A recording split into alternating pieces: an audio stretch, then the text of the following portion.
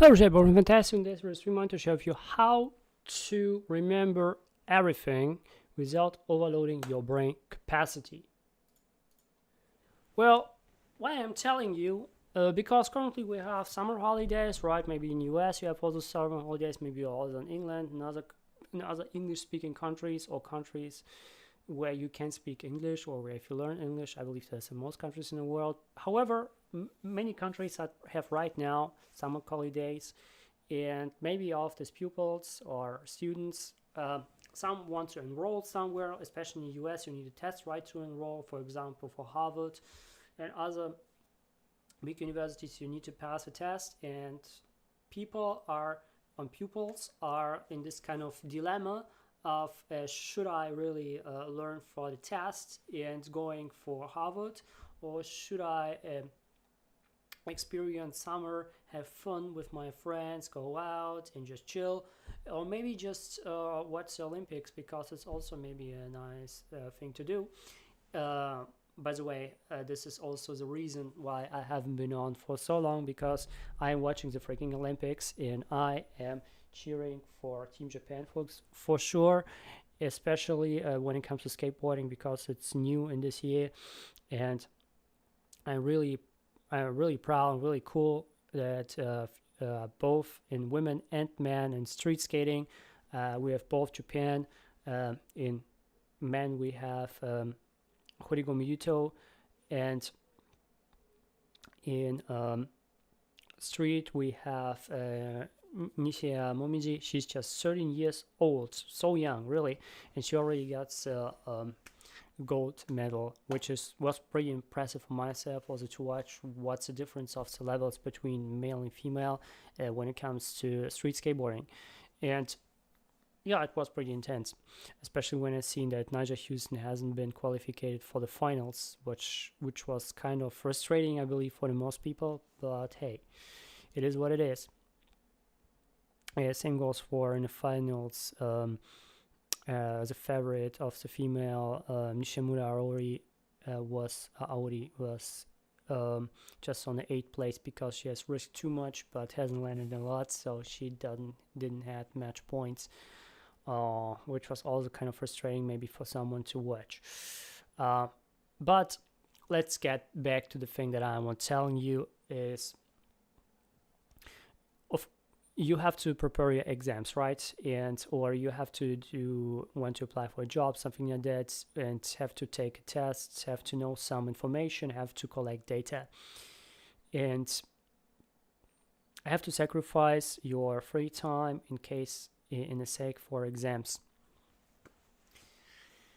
And you might also did some research for example, spaced repetition, say this most efficient way to repeat things and to remember things, remember data, and so on. But let me tell you one thing. If you about spaced repetition.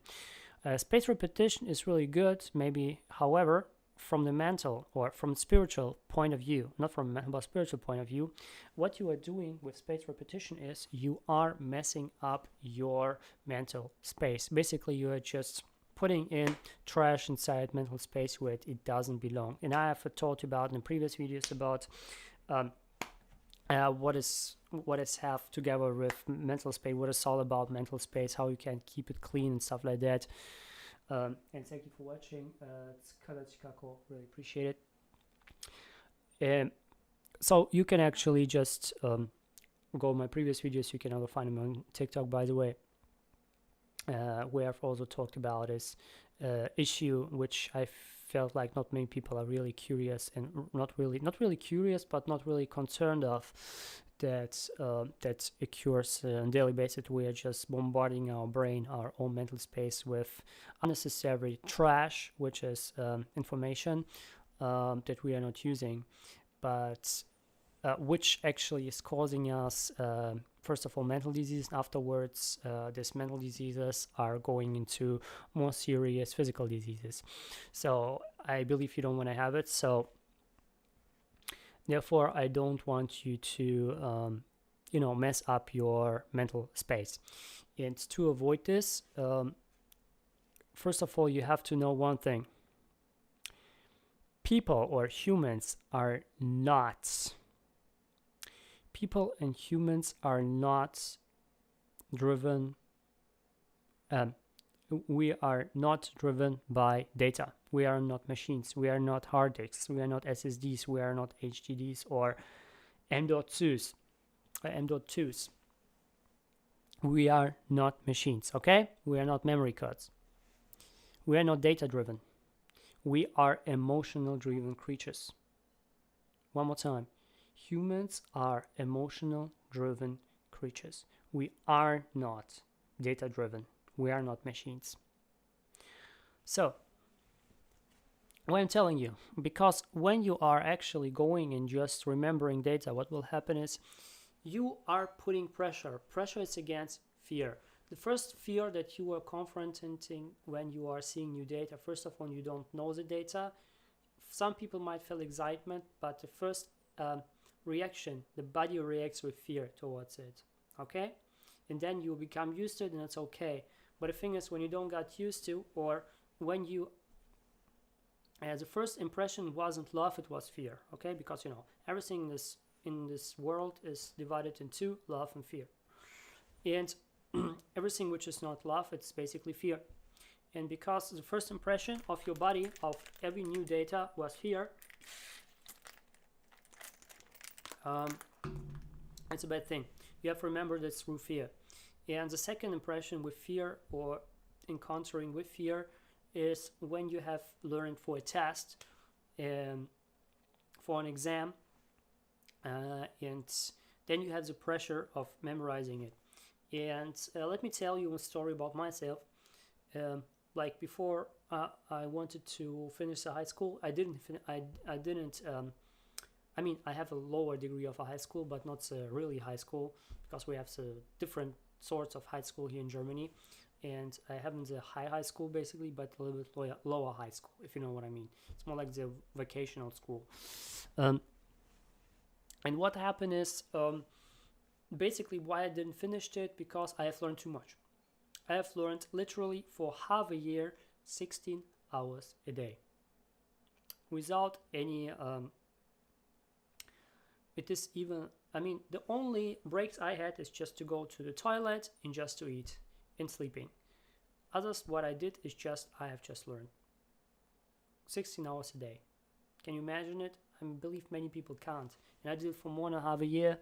And what happened is, right before the exam, for the final exam, I knew everything. But at the moment that exam starts, I had like everything I don't have any data in my head. And I had an F. The worst thing not the worst thing, I have like the second of the worst thing you can have. Basically, it was my major subjects that I got. I had the worst remarks. Not because I haven't learned, and my teacher, you haven't learned to say, I learn freaking 16 hours a day, where you guys who have the better remarks have just maybe learned 3 hours in total. And she said, how? Yeah, I have even some videos where I've learned from 16 hours a day. And she says, just, whoa. They couldn't understand it, and me neither. However, I didn't get the next chance. I had the next chance, and my brain hasn't recovered.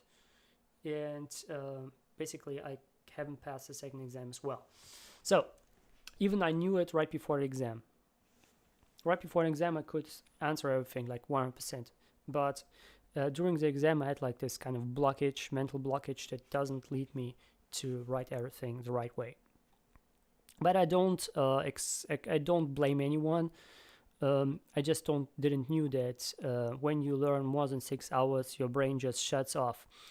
And this is actually what happened. And also for many people who are playing piano like every single day, like my friend, like 12 hours a day, and I say, dude, your brain just shut off. You cannot play every time, And this actually happened to some of my friends too. So I've learned from it, not just on my own experience, but also on some of my friends. And I just want to tell you that it happened because the first encounter with the new material was fear. was based on fear. Now, but you are watching myself because you want to have fun and waste less time on memorizing things, don't you? And this is exactly why you should watch this. Because, first of all, now we have when we are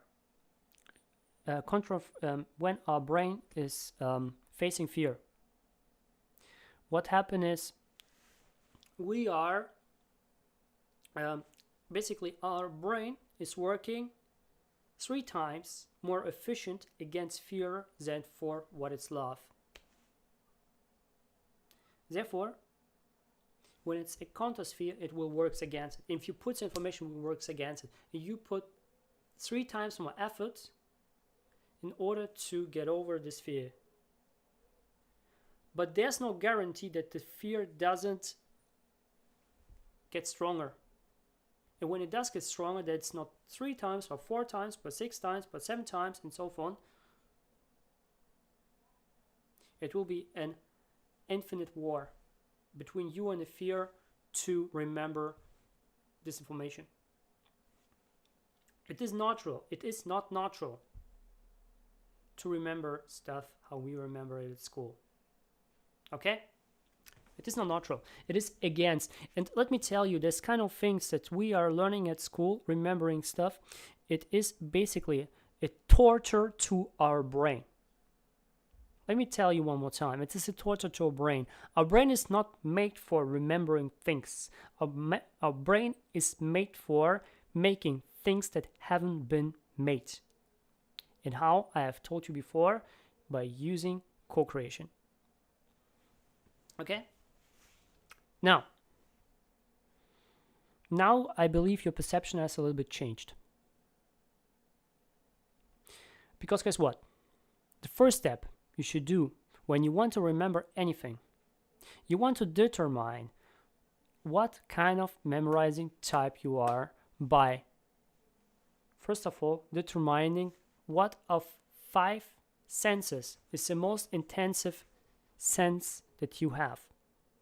It might be smell, it might be feeling, it might be sound, it might be viewing, it might be anything. No? Do you know it? If yes, it's good. If not, I can tell you how. Basically, you make a ranking list by just asking yourself, when you're eating your favorite food, your favorite dish, how much better do you feel on a scale 1 to 10 or 1 to 100? And then you just scale it. And we say, no, I cannot scale it. Guess what? Back in the days, I mean, really, in the prehistoric days, where people invented what an inch is, what a foot is, right? It wasn't there before. Someone has guessed and say, okay, I guess this is a freaking foot. This is a freaking inch. And it's okay, it's a freaking inch. And then everyone's agreed, and then it becomes an inch. Same you can do too.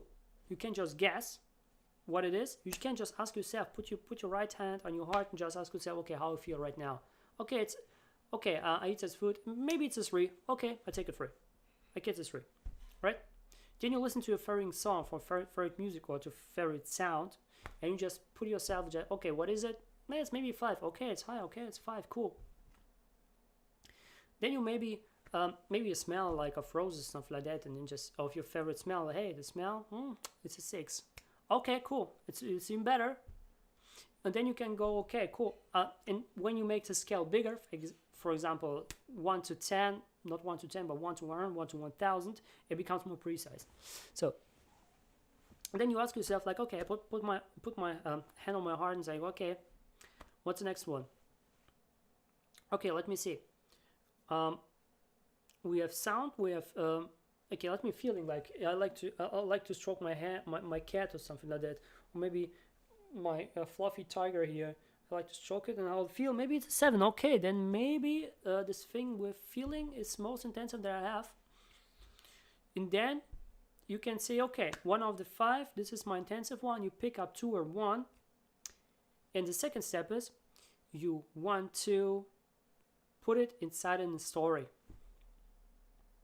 you want to put the intense 2 senses or 1 sense inside of the story and memorize it. Not memorize it, but what you want to do is you want to put inside in the story this feeling that you have, the sense of in the story,